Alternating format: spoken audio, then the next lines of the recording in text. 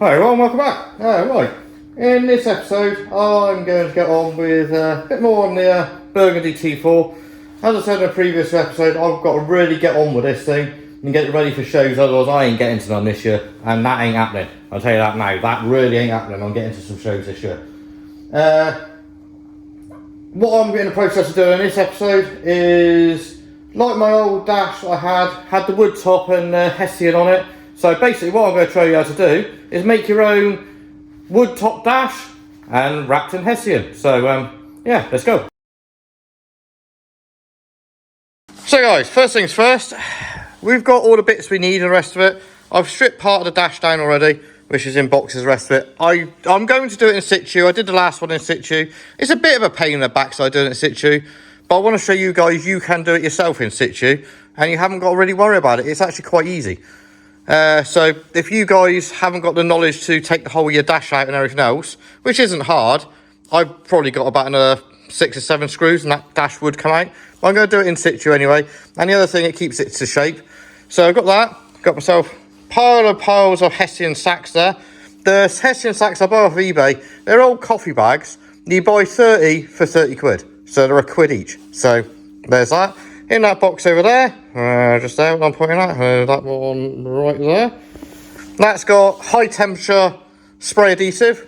You have to use the high temperature stuff, because if you don't use the high temperature stuff, when it gets warm, the glue melts and comes off. And I've got myself one hell of a beautiful piece of live edge wood, which I don't think the live edge is going to stay, because it's all coming off a bit as it is.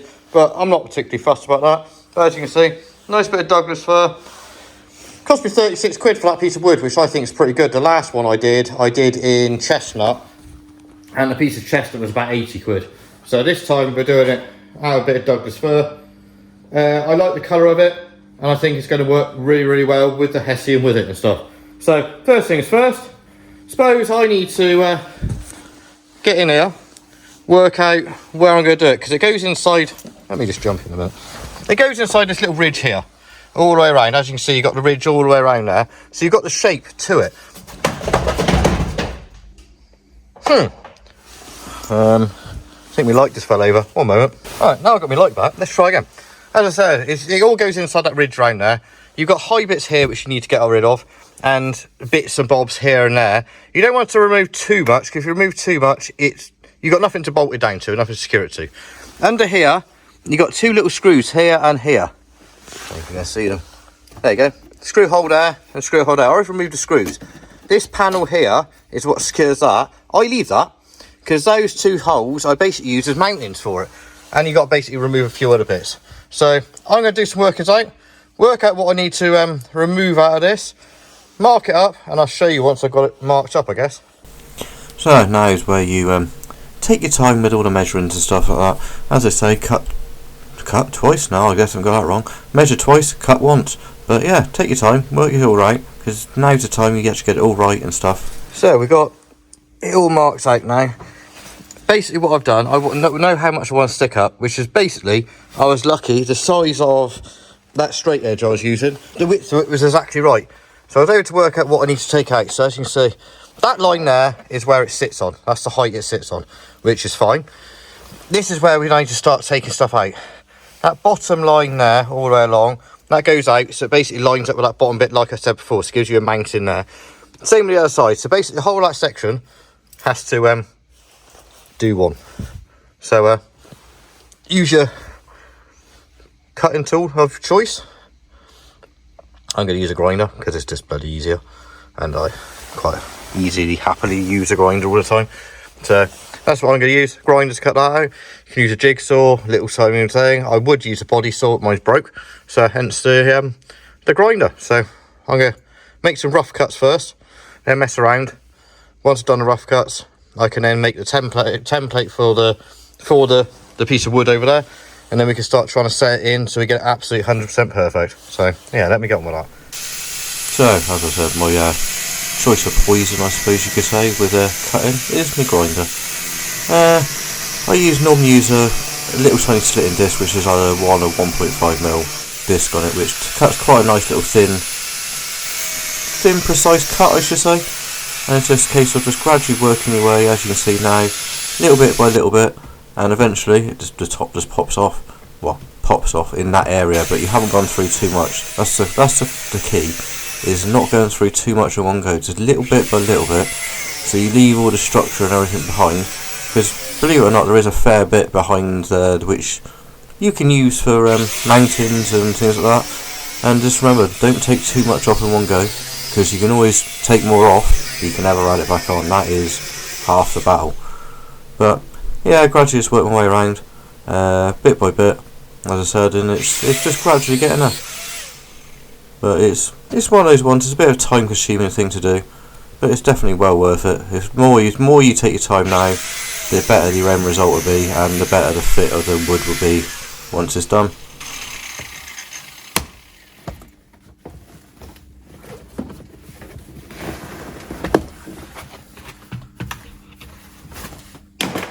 As you can see now, we got the rough cut now done.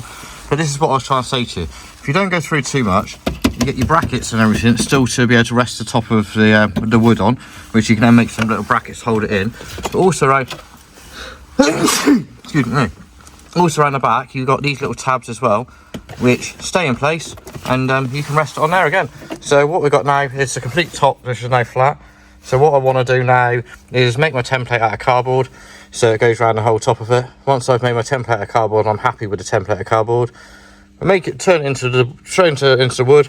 Then we start layering it down and see what we need to take a little bits out here and there, just to neaten it all up, get it to sit flat, and then we can basically bolt it down.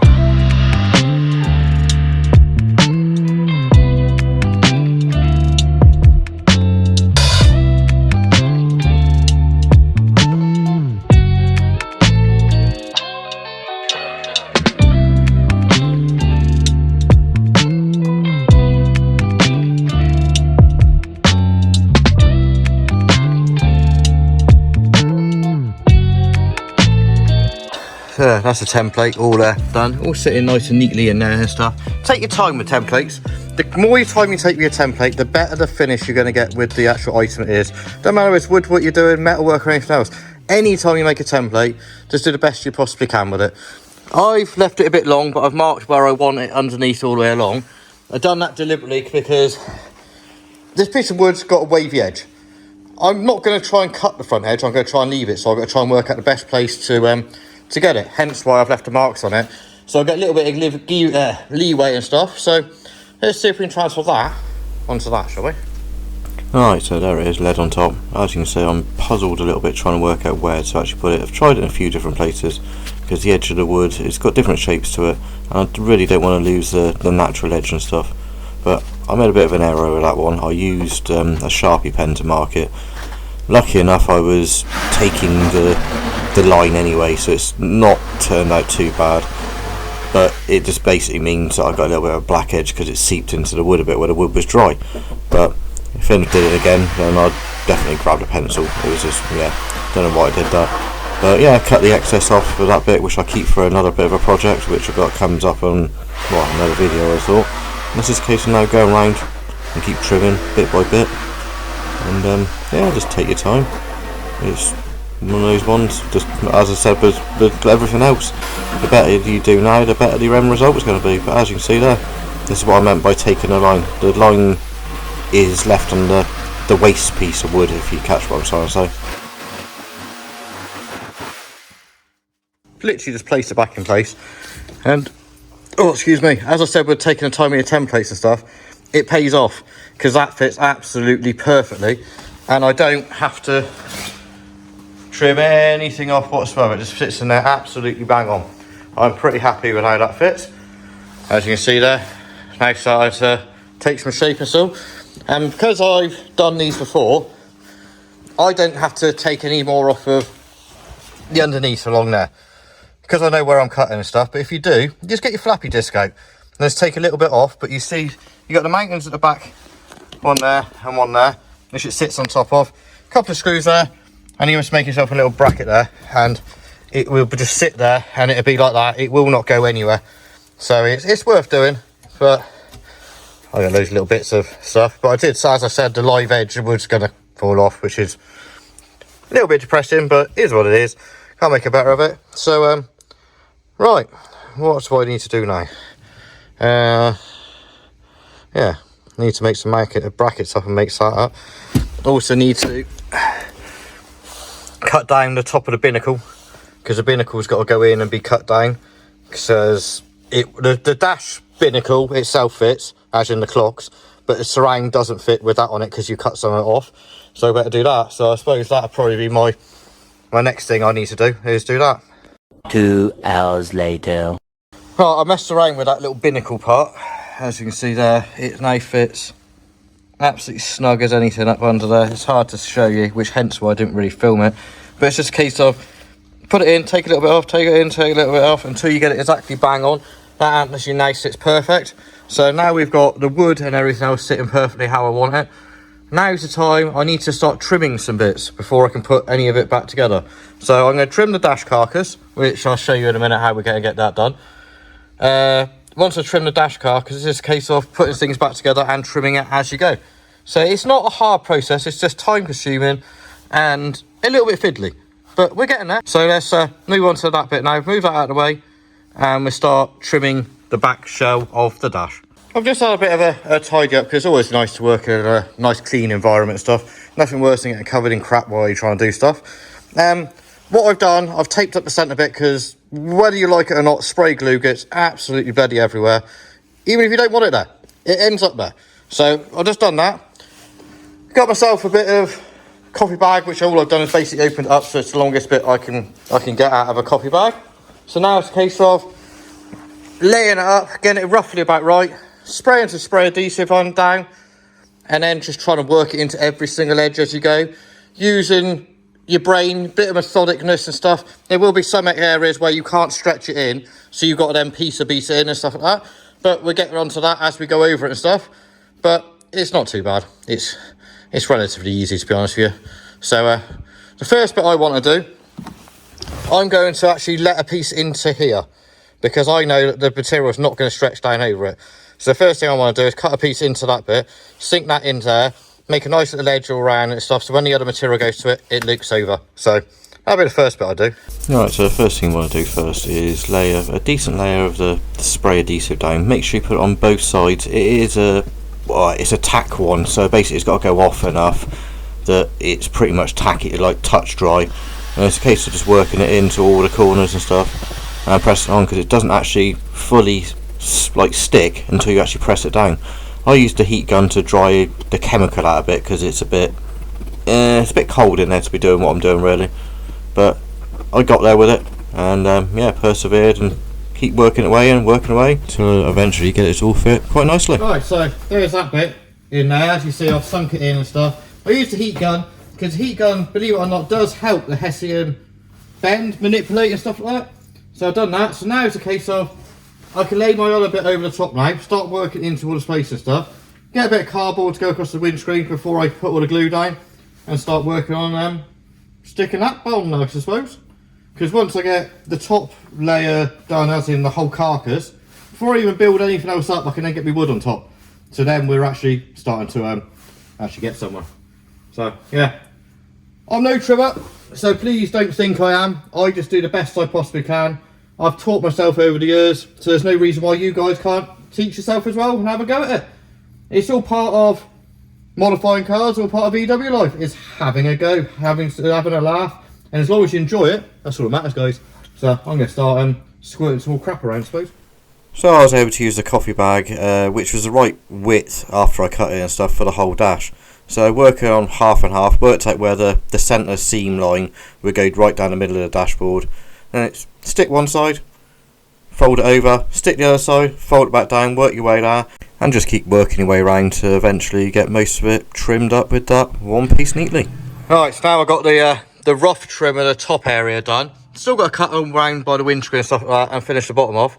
But we've got enough of it now to be able to actually put the actual wood in. So yeah, as you can see, all I've done is put a little L bracket on the back just for now, just so I can hold it in place.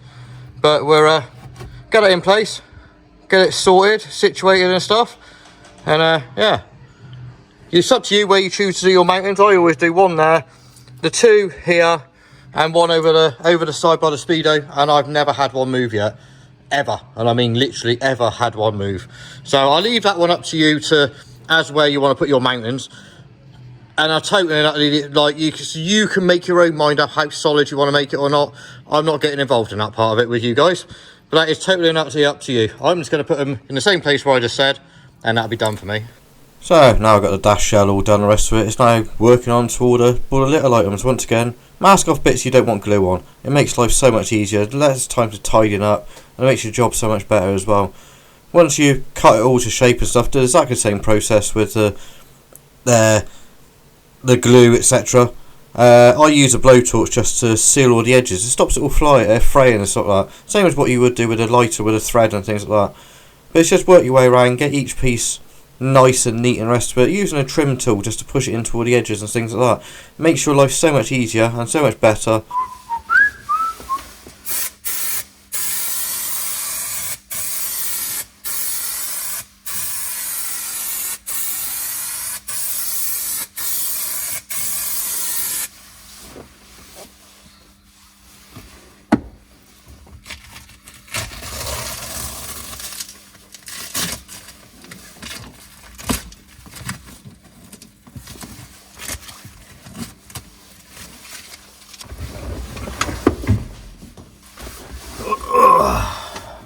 Well, just finished off the last little bit here. So I'm pretty much done with this dashboard.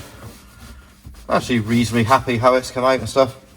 So how many of you guys reckon you give it a go?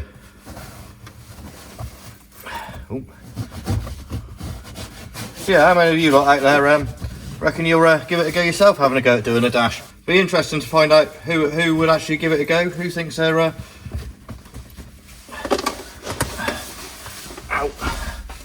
who thinks it's a good idea and stuff like that. And yeah, stick in the comments below, guys, let me know if you think you'd have a go yourself. As you can see, it's not actually difficult, it's just time consuming, and the main bit is having the balls to cut the top of your dash off, which ain't, the first time you ever do it, ain't the nicest thing to do, because it is a little bit concerning and stuff like that. But once you've done it the first time, it's actually quite easy. And there's nothing really to actually worry about too much once you've done it the first time.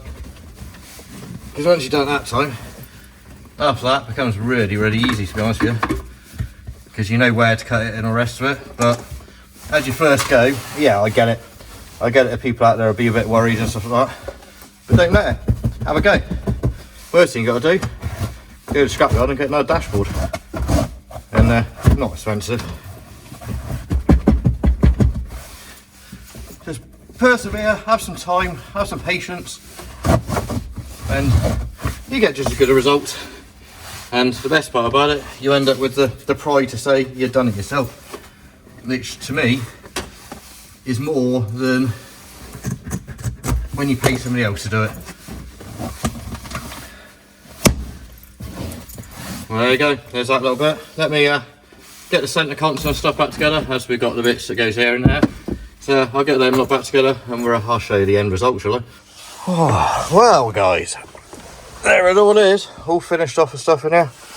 I managed to get the logo so it matched and stuff goes down there, and it's got the bottom of the bag like that, so it looks like it's got a bag all up the middle of it. Just got to finish this little edge off here, which I'm going to put a tiny little bit of wood along the edge of it, because that's how I like to finish that edge off. Don't need to, but that's what I want to do with that. But as you can see, all the top finish. I got the line in the middle of the dash, so it looks like there's a bag going up the edge of it. But yeah, all finished off, guys. Inside the glove box all done. It looks absolutely lovely, to be honest with you. So as I said, as I rebuild this one and rebuild the interior, I'm going to gradually show you guys how I did it, not like I did last time. So there's the first part of the dashboard done. I'm going to do the trims around here and the headlining, which I won't do on camera because it's just literally just sticking some bits on and stuff. So we get that lot done off camera, and then it's a case of moving into the back, I guess. But how many of you guys, as I said in the last little clip, how many of you guys are actually going to have a go? Because I don't reckon you'll regret it, and as long as you find the nicest piece of wood you can on the top, that's all done. Talking about that piece of wood, all I got to do with that bit, I'm not rubbing it down in any way whatsoever. I'm just going to put some matte yacht varnish on it, but I've got to wait for the weather to warm up a little bit for that, so it goes off nice and quickly. And there's that done. Anyway guys, if you would like to support the channel, the best way to do it is hit that subscribe button. It's completely and utterly free for you guys and stuff, and it helps us out like mad and stuff, and it means I can make more content, and the more content I make, the more videos you get. It's as simple as that. So until the next one guys, please hit that like, subscribe and share button. Why do I always say that? Please hit the like button, the subscribe button, and if you can, please share it. That's what I meant to say. But until the next one guys, anyway, hope you're still staying safe. See you later.